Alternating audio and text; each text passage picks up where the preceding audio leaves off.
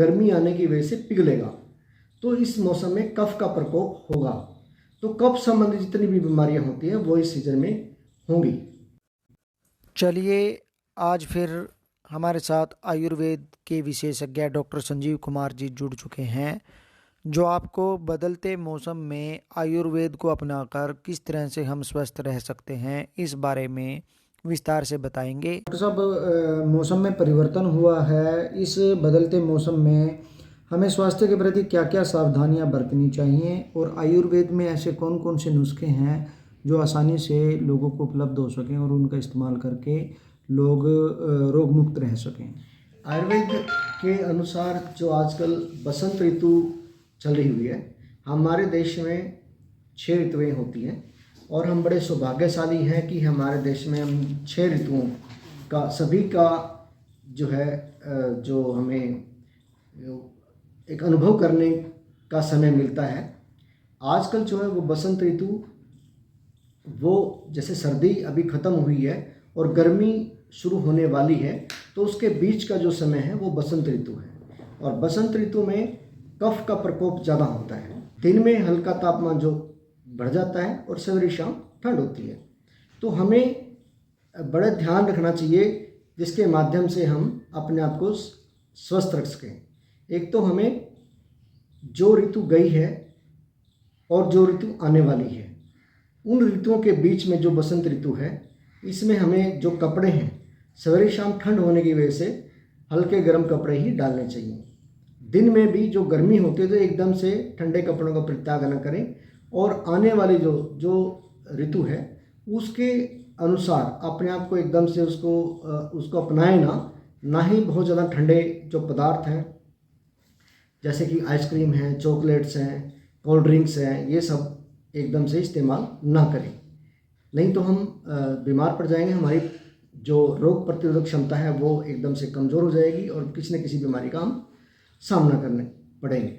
तो इस ऋतु के अंदर जो मुख्यतः जो है खांसी, श्वास, जुकाम, बुखार, त्वचा संबंधी बीमारी, ये सब ज़्यादा होता है। और ये सब होता क्यों है? क्योंकि जो सर्दी की ऋतु गई है उसमें हमने खूब डट के खाया है, तो जो कफ है वो अब गर्मी आने की वजह से पिघलेगा, तो इस मौसम में कफ का प्रकोप होगा। तो कफ संबंधी जितनी भी बीमारियां होती हैं वो इसमें सवेरे सवेरे उठ के व्यायाम करना चाहिए। योगासन में हम अनुलोम विलोम कपालभाति कर सकते हैं और घर से बाहर निकलते समय पे हम नाक में कोई भी ऑयल है, सरसों का तेल है या फिर अणु तेल है, वो डाल के निकलें। कान में भी जो है ये तेल को डाल सकते हैं, सरसों के तेल को। इससे क्या होगा कि ये एक लेयर का काम करेगा और इस लेयर से क्या होगा, वो हमें एक बहुत ज़्यादा ठंड से बहुत ज़्यादा ठंड भी एक तरह का एलर्जन का काम करता है, तो उसकी वजह से भी नाक से जो उनकी झिल्ली है तो वो कमज़ोर हो सकती है और वहाँ पे एकदम से हमें छींकों की प्रॉब्लम आ सकती है, जुकाम की दिक्कत आ सकती है, तो उससे हम बचे रहेंगे। कान में भी अगर रेगुलर ऑयल डालते हैं तो उससे भी वायु से संबंधित जो रोग हैं जैसे कि कानों में दर्द होना, तो वो भी नहीं होगा। तो डॉक्टर साहब, आयुर्वेद में ऐसे क्या उपाय हैं जिनको अपनाकर हम अपने अंदर की रोग प्रतिरोधक क्षमता को बढ़ा सकते हैं? सबसे पहले तो मैंने यही बताया कि भी जो नाक में हम तेल डालेंगे, नस्से जिसको बोलते हैं आयुर्वेद में, तो वो भी एक रोग प्रतिरोधक क्षमता को बढ़ाने का कार्य करता है जी। और हमारे आसपास नीम के जो पौधे काफ़ी मिलेंगे, नीम की नई नई कोपलें जो आएंगी, तो वो लगभग हम 5 से 7 जो कोपलें लेके उसमें काली मिर्च मिला के उसके पाउडर कर लो या फिर उसको पेस्ट बना लो और उसको आप सवेरे सवेरे खाली पेट लो, तो उससे भी हमारे जो है जो त्वचा संबंधित बीमारियां हैं कफ की वजह से जो होती हैं वो नहीं हो पाएंगी। इससे हमारे खून का जो है वो शुद्धि हो जाती है, खून साफ होता है, तो चेहरे में निखार आता है, तो त्वचा संबंधी बीमारियां हैं हमारी वो नहीं होंगी। और दूसरा जो नीम के जो फूल होते हैं, अगर वो 10 से 15 जो फूल हैं वो अगर हम लें तो उसका काढ़ा बना के पिएं, तो उससे भी जो त्वचा के रोग हैं, मलेरिया जैसा जो बुखार है उससे बचाव होगा और रोग प्रतिरोधक क्षमता बढ़ेगी। और इसमें एक चिरायता आप आसपास काफ़ी उगा होता है, चिरायता का काढ़ा पीने से भी हम आने वाले बुखार से बच सकते हैं।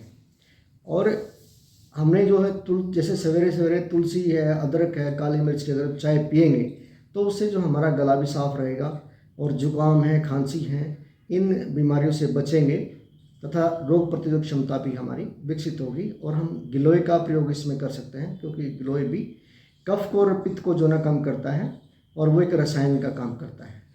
तो रसायन वो होता है कि जो ऐसी दवाइयाँ जो हमारे शरीर को बीमारियों से और बुढ़ापे को आने से रोकें, ऐसी दवाइयों को हम रसायन कहते हैं। तो डॉक्टर साहब, जैसे हम लोग घर में डेली के इस्तेमाल की ऐसी जो कौन कौन सी चीज़ें हैं जिनको हम इस्तेमाल कर सकते हैं और जिन्हें आयुर्वेद की श्रेणी में रखा गया है, और वो कौन कौन से रोगों के निदान में कारगर साबित होती हैं? घरेलू चीज़ों में हम सबसे पहले तो जैसे तुलसी है, अदरक है, काली मिर्च है, इनको हम अगर पीस के शहद के साथ मिला के चाटें तो जो हमारे गले में जो कफ इकट्ठा हो जाता है, खांसी है, जुकाम है, ये सब हट जाता है और हमारी रोग प्रतिरोधक क्षमता भी बढ़ती है। इसको हम चाय में डाल के भी पी सकते हैं और ये मतलब आराम से इसको काढ़ा बना के भी पिया जा सकता है। दूसरा जो नीम है, नीम की कोपलों को जो अगर आप काली मिर्च में मिला के चाटें तो उससे भी कफ हमारा दूर हो सकता है। दूसरा, नीम के जो फूल आते हैं तो उसका भी काढ़ा बना के पिए तो उससे हमारे खून की जो है सफाई हो जाती है। उससे हम मलेरिया तथा खून से की गंदगी से होने वाली जो बीमारियां हैं उनसे बचा जा सकता है। इस मौसम में हमें पुराने जौ, गेहूँ और चावल ये यूज़ करना चाहिए। नया जो कोई भी अन्न है वो इस सीज़न में प्रयोग ना करें।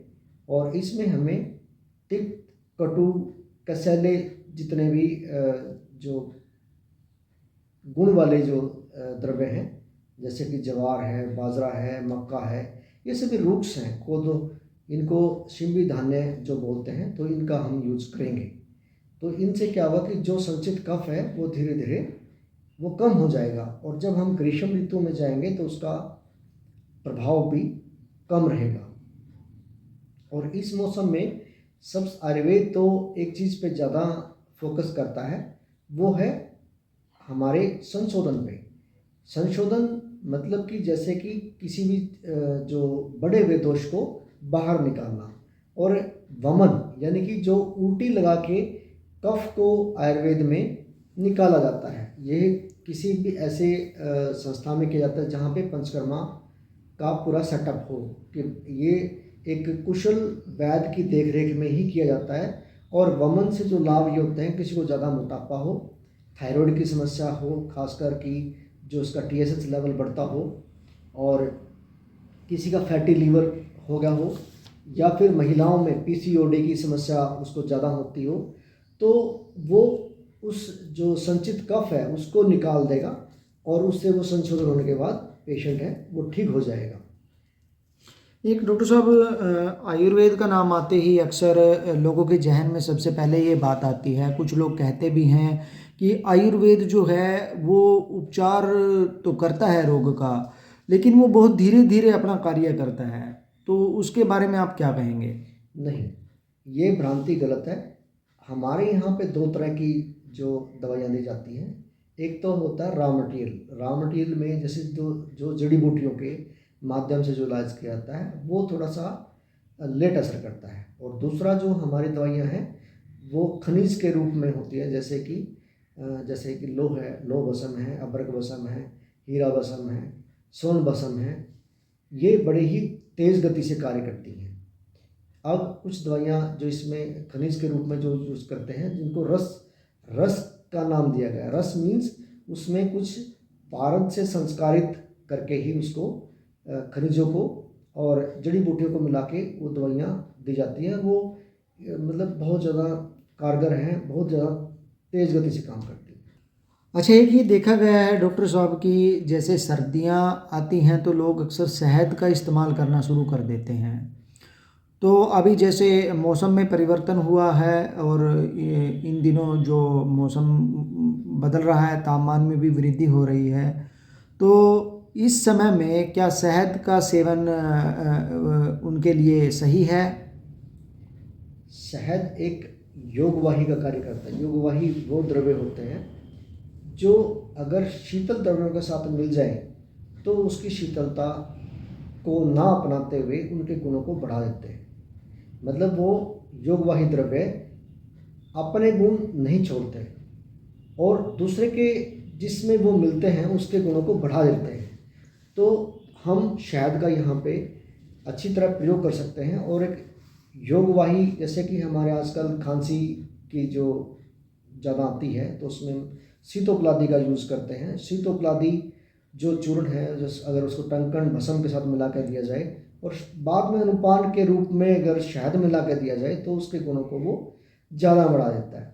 तो शहद का हम ये बसंत ऋतु में बहुत अच्छी तरह यूज़ कर सकते हैं और शास्त्र में भी इनका वर्णन है कि इस सीजन में हमें शहद का प्रयोग करना चाहिए। कुछ लोगों में अक्सर जो शुगर की बीमारी से पीड़ित होते हैं लोग, क्या उनके लिए भी शहद उचित है, शहद का प्रयोग?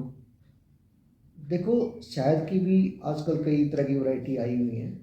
अगर शहद प्योर है तो हमें नहीं लगता कि वो शुगर को बढ़ाता है।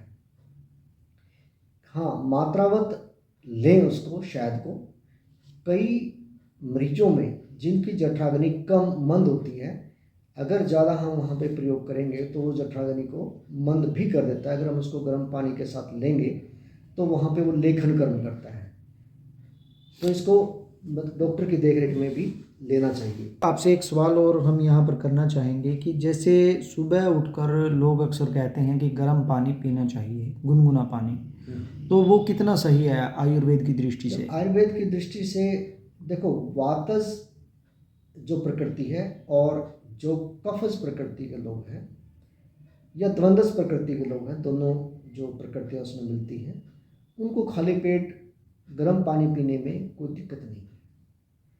अगर व्यक्ति पित्तज प्रकृति का, यानी कि जिसकी तासीर गर्म है, अगर वो गर्म पानी पिएगा तो वहाँ पे नुकसान होने की संभावना हो सकती है। उनको पेट में छाले हो सकते हैं या फिर उनको कहीं ना कहीं से ब्लीडिंग हो सकती है। जी, जैसे अभी इन दिनों हम बार बार यही मौसम परिवर्तन की बात कर रहे हैं आपके साथ, तो हम यह भी जानना चाहेंगे आपसे कि जो नींबू पानी है वो कितना इस्तेमाल अभी लोगों को करना चाहिए या नहीं करना चाहिए, या कब तक करना चाहिए? देखो, जैसे अभी बसंत ऋतु में कफ का प्रकोप होता है, तो कफ के प्रकोप को कम करने के लिए हम गर्म पानी में थोड़ा सा नींबू और थोड़ा सा शहद मिला के उसको यूज कर सकते हैं। उसमें कोई नुकसान होने की संभावना नहीं है। हाँ, पित्तज प्रकृति के लोगों में गर्मी के मौसम में कोई नुकसान हो सकता है। डॉक्टर साहब, क्या इस मौसम में दही और लस्सी ले सकते हैं? आयुर्वेद में दही को उष्णवीर्य माना है। उष्णवीर्य होने से हम खा तो सकते हैं, लेकिन ये अभिसंधि भी है, यानी कि हमारे चैनल्स को ये ब्लॉक करता है। और विशेषतः जो बसंत ऋतु है वो ऋतु एक संशोधन, कफ के संशोधन के लिए बड़ी उत्तम मानी गई है। तो जिस ऋतु में संशोधन कार्य होना चाहिए, उस ऋतु में अगर हमारे चैनल्स बंद हो जाएंगे या वो कहीं ना कहीं ब्लॉक हो जाएंगे तो वो उल्टा नुकसान हो जाएगा। तो वहाँ पे हम अवॉइड करते हैं, ऐसे जो स्रोतस जो हमारे हैं उनको बंद करते हैं, जो अभिसंधि का कार्य करते हैं, तो उनको हम मना करते हैं। जो दही है, अगर हम उनको दोपहर, अगर किसी की पित्तज प्रकृति है, वो पतली लस्सी का प्रयोग कर सकता है दोपहर को ही। सवेरे, यानी कि जो एक तो बसंत ऋतु चली हुई है, बसंत ऋतु में कफ का प्रकोप है, और दूसरा अगर कफ काल यानी कि सवेरे ही अगर उसका यूज़ करेंगे तो कफ जो है अपनी मात्रा में से ज़्यादा बढ़ जाएगा, उल्टा वो नुकसान की संभावना वहाँ पर ज़्यादा हो जाएगी। तो यानी कि जो जैसे अभी गर्म कपड़े जो हैं इस दौरान गर्म कपड़ों का पहनना लोगों के लिए सही है, या कुछ लोग ऐसे हैं कि एकदम से गर्म कपड़े अब उन्होंने पहनना छोड़ दिया है, तो वो कितना सही है लोगों के लिए? देखो, अभी सवेरे शाम तो अभी ठंड है और दोपहर को गर्मी हो जाती है, और बीच बीच में जो वातावरण है, बादल आने से एकदम से ठंड बढ़ जाती है और हवा भी काफ़ी ठंडी चलने लग जाती है। तो हमें अभी इस मौसम में गर्म कपड़े एकदम से नहीं छोड़ने। आप दोपहर को जो कपड़े थोड़े कम कर सकते हैं, लेकिन सवेरे शाम विशेष सावधानी रखें। चलिए, ये थे डॉक्टर संजीव जी हमारे साथ, और इन्होंने हमें बताया कि बदलते हुए मौसम में किस तरह से सावधानियां बरतें। आयुर्वेद का इस्तेमाल करके आप जो है अपने स्वास्थ्य को बरकरार रख सकते हैं। डॉक्टर साहब, आपका हमारे चैनल से जुड़ने के लिए धन्यवाद। Thank you.